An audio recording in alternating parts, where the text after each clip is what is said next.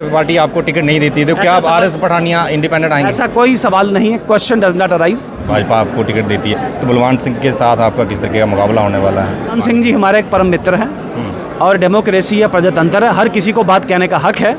आगे लोगों ने डिसाइड करना है कि उस बात में कितनी सदाकत है, उसको कितना कैरी ऑन कर सकें। मुझे बताएं कि टिकट की रेस में आप दो लीडर हैं, खजूरिया साहब और पठानी साहब, क्या लगता है कि भाजपा आपको टिकट देगी?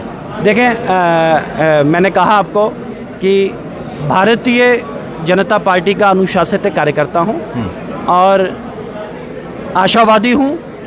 आशावादी के साथ पूरे संकल्प के साथ, पूरे संयोजन के साथ ये आशा करता हूँ कि लोगों के मत के मुताबिक फैसला होगा।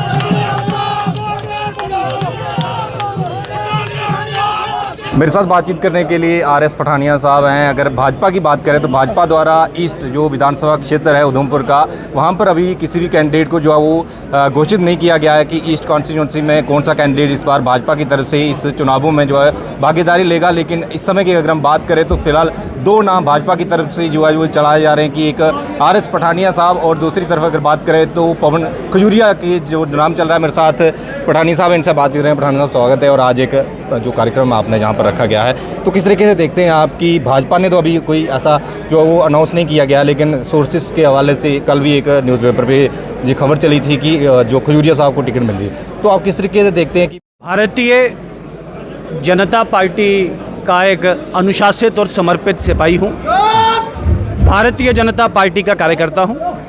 लेकिन आपको करेक्ट करूँ कि ये कार्यक्रम मैंने नहीं रखा। ये कार्यक्रम उधमपुर ईस्ट के स्थानीय लोगों ने, चूंकि पिछले 6-7 दिन से मैं आउट ऑफ टच था और मुझ पे भी गुस्सा था कि आप फ़ोन नहीं उठा रहे, आप संपर्क नहीं कर रहे, बात नहीं कर रहे। हमारे एक मित्र मोहनलाल जी ने एक छोटा सा व्हाट्सएप मैसेज, जिसे मैंने अपनी वॉल पे भी शेयर नहीं किया हुआ, मैंने अपनी फेसबुक वॉल पे या इंस्टाग्राम पे या ट्विटर पे भी मैंने कभी इसको शेयर नहीं किया हुआ, लेकिन माननीय मोहनलाल जी का एक छोटा सा मैसेज और मानसर, बट्टल, बजालता मोड़, बरनाड़ा, हमारा प्लान था यहाँ 10:30 पहुँचने का, हम 11:30, 12, 1.5 घंटा हम लेट हो गए। हमारे पहुँचने के बाद भी लोग आए, जितने लोग यहाँ हैं इससे 2 गुना जिसे कहते हैं लोग बाहर हैं। और ये सिर्फ यहाँ के स्थानीय नहीं, चाहे टिकरी हो, चाहे जगानू हो, चाहे राउंड मेल हो, या जो ये विधानसभा का आखिरी बॉर्डर है, चोड़ बोटू, पांजियाँ, बबे, गढ़ सामरा, बंज, पल्लू, पथवाड़, सरैल, चोहा, चानी, मानसर, चियानी, बंजानाल, मजालता, तजूर, पिनगर, कोगड़मड़, बैंसता, मैं और भी दूर दराज इलाकों का नाम न ले, वो सभी गणमान्य लोग आज यहाँ बैठे हैं। एक बात। दूसरा बात, भारतीय जनता पार्टी आंतरिक लोकतंत्र में यकीन करती है। उसी आंतरिक लोकतंत्र के चलते लोगों का एक मत है, लोगों ने जो उसे बताया है। और मैंने जैसे कहा कि हम सब भारतीय जनता पार्टी को मजबूत करने में, भारतीय जनता पार्टी को आगे लेने में, और जो लोगों के अंदर की भावना है कि भारतीय जनता पार्टी के लोगों का मत, लोगों के मन की आवाज़, लोगों के अंदर की बात भी भारतीय जनता पार्टी नरेंद्र मोदी जी ज़रूर सुनेंगे। इस 5 अगस्त 2019 के बाद जम्मू कश्मीर बड़े निर्णायक मोड़ पे है और इसी निर्णायक मोड़ को लेकर ये नई बनी हुई विधानसभा उधमपुर ईस्ट, ये भी एक निर्णायक भूमिका अदा करेगी। इतना ही मेरा आज व्रत है। बाकी फिर एक छोटा सा एक अनुरोध है मीडिया मित्रों से कि इस कार्यक्रम को लेफ़्ट या राइट या स्विफ्ट या टर्न देने की कृपा करके कोशिश मत करें। ये स्थानीय लोगों का कार्यक्रम, क्योंकि मैं जब पहले आया तो मैंने कभी भारतीय जनता पार्टी का कार्यकर्ता हूँ, झंडा तो लगाओ, तो झंडा वंडा लगा के सभी ने भारतीय जनता पार्टी जिंदाबाद का जिसे कहते हैं स्वर, इसमें जिसे कहते हैं उठाया है।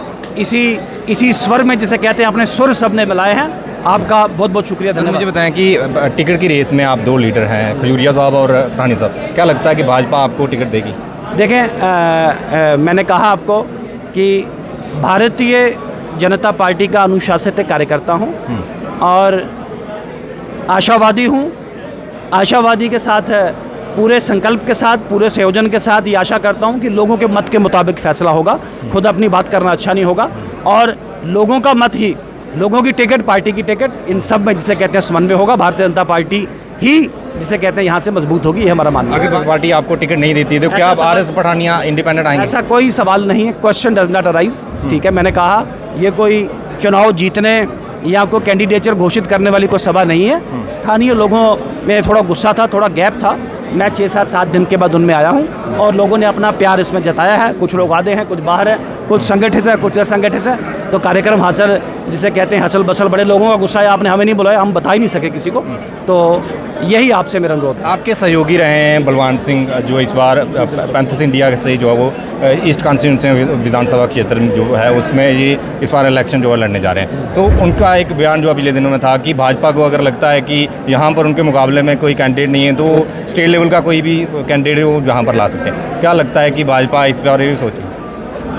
बलवान सिंह जी हमारे एक परम मित्र हैं और डेमोक्रेसी या प्रजातंत्र है, हर किसी को बात कहने का हक है। आगे लोगों ने डिसाइड करना है कि उस बात में कितनी सदाकत है, उसको कितना कैरी ऑन कर सकें। धन्यवाद। क्या लगता है कि आप अगर इस इलेक्शन में हिस्सा लेते हैं, भाजपा आपको टिकट देती है, तो बलवान सिंह के साथ आपका किस तरीके का मुकाबला होने वाला है? क्योंकि आपके साथ ही वो भी रहे हैं, भाजपा हाल ही में छोड़ी है, आप पैंथर्स इंडिया में। मैंने कहा भारतीय जनता पार्टी का कार्यकर्ता हूँ। भारतीय जनता पार्टी अगर विश्वास मुझ पर जताती है तो भारी अक्सरियत के साथ, लोगों के प्यार के साथ, लोगों के स्नेह के साथ, बड़ी विनम्रता के साथ इस जिसे कहते हैं मैंडेट को, मतदान को जिसे पूरा करने की कोशिश करेंगे।